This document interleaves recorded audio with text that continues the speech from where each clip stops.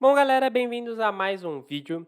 E nesse vídeo aqui a gente vai trabalhar com a introdução ao Python. Então, esse vídeo aqui ele é mais focado para você que está começando no Python e quer tirar algumas dúvidas mais básicas, ou para você que ainda não começou na programação, mas você está tentando achar um caminho. Então, você está cogitando o Python como um caminho para começar na programação e quer ter uma ideia de como funcionam os fundamentos da linguagem. Então, para começar, eu já deixei o código pronto aqui para você ter uma noção geral do que a gente vai trabalhar. Então, a gente vai ver variáveis e tipos de dados, saída de dados, entrada de dados, estruturas de controle de fluxo, listas, tuplas, laços, os dois tipos principais e as funções. Então, eu vou fazer um resumão geral nessa aula aqui em poucos minutos para você entender como o Python funciona, se você ainda não começou, e se você já começou, tirar suas poucas dúvidas desse material mais fundamental. Então, para começar aqui, variáveis e tipos de dados. Então, aqui eu tenho basicamente as 4 variáveis que eu vou utilizar. Então, nome, idade, altura e estudante. O que é uma variável? É, digamos que um valor que guarda outro valor. Então, quando você estava lá na escola e via, por exemplo, x igual a 5, você sabia que toda vez que você estivesse chamando o x na conta, você estava chamando o número 5. Então, se o x valia 5 e o y valia 3, significava que x mais y era igual a 8, porque tinha um valor por trás daquelas letras. É a mesma coisa na programação. Então, toda vez que eu chamo nome, eu estou chamando João. Toda vez que eu chamo idade, eu estou chamando 20. E por aí vai. Com exceção do estudante aqui, tá? Eu já vou explicar isso com os tipos de dados. Então, basicamente, variável é um valor que está guardando outro valor. Aqui, nos tipos de dados, a gente tem o João aqui no caso, que é uma string. Então, uma string nada mais são do que palavras, digamos que letras. Então, tudo que utilizar letras, no caso palavras, frases, são strings. Então, você geralmente escreve elas entre aspas, tá? Pode ser essa aspas simples, pode ser aspas duplas, não faz diferença. Mas, no geral, palavras, nomes, tudo isso você vai colocar dentro de aspas, porque tudo isso será ou serão strings. Aqui embaixo a gente tem as variáveis de tipos numéricos, e no caso aqui a gente tem dois tipos numéricos. A idade ela é uma variável de número inteiro, então são esses números mais básicos, 1, 2, 3, 4, 5, isso são números inteiros. Quando a gente vai para a linha de baixo e vê os números float, que também são, vou colocar aqui números também, são os números mais, digamos que é mais abrangente. Então você tem os números quebrados, por exemplo, 1.7, que seria a altura dele, então 1,70. Então quando você está trabalhando com altura, com dinheiro, que dinheiro geralmente é um número quebrado, então tem o valor, tem os centavos, ou você está trabalhando com uma matemática um pouco mais avançada, que envolve números decimais e tal, você vai utilizar os números float. Então, basicamente, os tipos de dados numéricos, você tem os inteiros, que são os padrões, então os números que a gente usa ali no dia a dia, então 10, 20, 30, e aí você vai usar nesses casos de idade, por exemplo, ou casos específicos que você não queira números quebrados, que só possam vir números inteiros, e os floats você vai utilizar em situações que comportem números quebrados, então altura, dinheiro e por aí vai. Se você não sabe exatamente o que vai vir, no caso, eu recomendo que você utilize o float, porque o número, por exemplo, 20, ele é um número inteiro. Se você colocar uma formatação de número inteiro na hora que você for receber esse valor e vir um número inteiro, beleza. Só que se vir um número quebrado, ele vai dar erro. No caso do float, se você colocar uma formatação float e vir um número inteiro, não vai dar erro, porque os números inteiros estão dentro dos floats, mas os floats não estão dentro dos números inteiros. Então, se você está em dúvida, coloca float para você não ter nenhum erro, ou se você precisa forçar um erro para descobrir qual é o problema, aí você coloca os números inteiros, mas aí você está forçando um erro proposital. E aqui embaixo, como eu disse que é um pouco diferente, a gente está falando do operador Boolean. O operador Boolean ele é um operador binário, então dos números binários, tá, que é só 0 ou 1, os binários ele geralmente só tem duas respostas, 0 ou 1, sim ou não, verdadeiro, falso. No caso aqui do Boolean a gente trabalha com true or false, então aqui a gente está dizendo se ele é estudante ou não, então a gente vai dizer que, por exemplo, ele é estudante, então true, então verdadeiro, ele é um estudante, certo? Então, basicamente é assim que funciona. As variáveis e os tipos de dados. Aqui embaixo a gente está vendo a saída de dados. Então, como que você pega esses valores e coloca num print para mostrar no produto final. Então, quando o seu código estiver rodando, como que você mostra o que você quer realmente mostrar? É através da saída de dados, que é pela função print. Então, tudo que você quiser mostrar na sua tela, tudo que for retornar na sua tela, você utiliza a função print. Aqui você vai estruturar, digamos que um textinho. Então, aqui eu quero retornar o nome. O nome ele está aqui dentro, que é o João. Então, a variável ela vai servir para isso, para não ter que ficar entrando no código e escrevendo o nome de cada cliente. Eu coloco apenas a variável nome e aí o código ele vai pegar do banco de dados de nomes. E aqui eu coloco um texto simples. Então, olá, meu nome é. E aí esse texto, entre aspas, ele não vai ser entendido como, digamos que uma string, ele vai ser entendido como um texto. Ele é uma string, mas ele não é a mesma string que você está vendo aqui dentro da variável, tá? Aqui seria uma string, digamos que base, só para printar o texto, e o que tiver aqui dentro é a string de variável, certo? Aqui é um print também para a idade, então eu tenho tantos anos, a minha altura é tal, então você explica aqui e você estrutura dessa maneira. Então você coloca o, o texto e você coloca depois a variável. Existem duas maneiras de você fazer isso, tá? Você pode colocar o texto e aí você fecha o texto. Então, quando você fecha as aspas, você está fechando esse texto. Você coloca uma vírgula do lado de fora e aí você coloca a variável. Então, você coloca aqui no meio também. Então, tenho, vírgula, idade, vírgula e o texto. Você pode estruturar dessa maneira ou você pode estruturar de uma maneira mais fácil, tá? Que eu prefiro. Você coloca tudo dentro das mesmas aspas, só que quando você for chamar a variável, você chama ela entre colchetes. E aí você coloca aqui a altura. E aí você vem aqui fora, antes da primeira aspas, e coloca um F. Então, dessa maneira, você tem o mesmo resultado, só que está mais bem estruturado. Isso aqui não é errado, tá? Mas aí você está colocando uma string, fechando ela, colocando as vírgulas, colocando uma variável, abrindo outra string para terminar o texto. Então, nisso aqui, se você estiver trabalhando num código muito grande, com muitas opções, talvez você se perca um pouco. E essa maneira aqui, digamos que é a maneira mais profissional, mais aceitável, digamos que é boas práticas, certo? Então é a melhor maneira que você pode fazer para simplificar as coisas. Você coloca tudo dentro de um único print, de uma única frase, né? Aqui está dentro de um único print, mas isso aqui está dentro de uma única frase. E aí você estrutura da maneira correta, colocando a variável, coloca os colchetes, coloca o F antes e ele estrutura da maneira correta. Aqui, esse if estudante, a gente está usando um condicional para verificar. Então a gente está perguntando, ele é estudante? E aí a resposta vai estar aqui. Se for um verdadeiro, ele vai printar, sou estudante. Se for um falso, ele não vai fazer nada, porque a gente não colocou para ele fazer nada.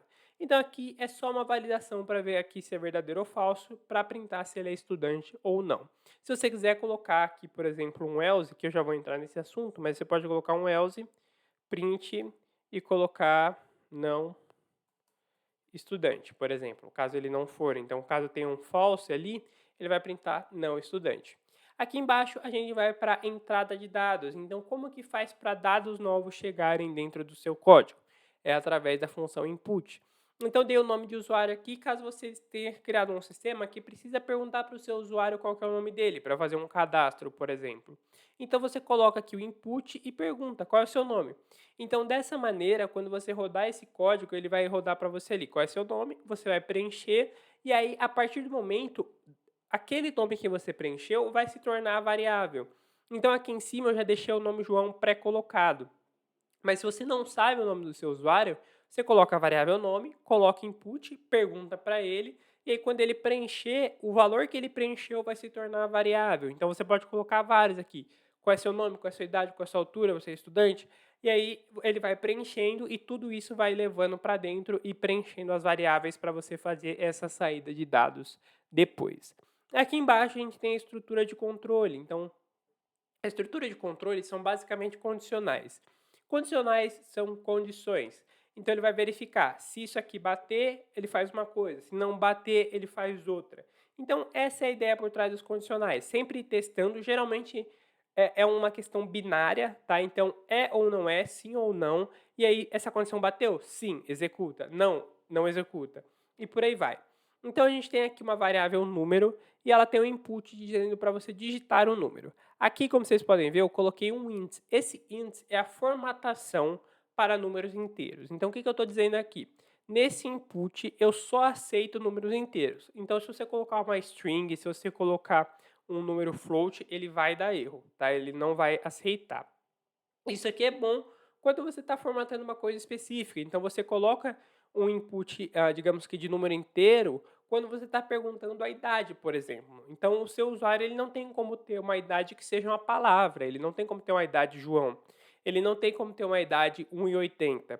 Então você coloca de número inteiro para só aceitar a idade correta, certo? E aí se você for ter um site, por exemplo, que para se cadastrar tem que ser maior de idade, aí você coloca essa estrutura aqui de estruturas de controle. Então você vai verificar se o número for menor do que 18, bloquear o login. Se for maior do que 18, aí você permite o login. Nesse caso aqui eu usei os condicionais para só testar se ele é maior ou menor que zero. Então a gente vai digitar um número aqui qualquer e eu vou lá e vou digito o de 5. Ele vai ver, 5 é maior do que zero? É, então ele vai printar positivo. Se é menor do que zero, aí ele vai colocar um número negativo ou se o número é igual a zero. No caso aqui, ele não vai printar sim ou não, tá? Ele só vai printar positivo ou negativo. Então você vai lá e coloca, meu número é 5. Ele vai dizer, o número é positivo. Aí ele vai perguntar de novo, digite um número. E aí todo número que você digitar, ele vai fazer uma validação se é positivo, negativo ou zero, tá? Nesse caso aqui a gente está usando o else porque é a última, digamos que é a última condição. Então o if sempre vai ser a primeira condição, o else vai ser a última condição e o elif vai ser as condições do meio. Então, se você tiver 5 condições aqui, a primeira é if, a última é else, a segunda, a terceira e a quarta serão elif, tá? Então, é uma estrutura que você precisa respeitar dentro da estrutura de controle. Não é obrigatória, se você fugir disso não vai dar erro, mas é, digamos que a boa prática das estruturas de controle com condicionais, tá?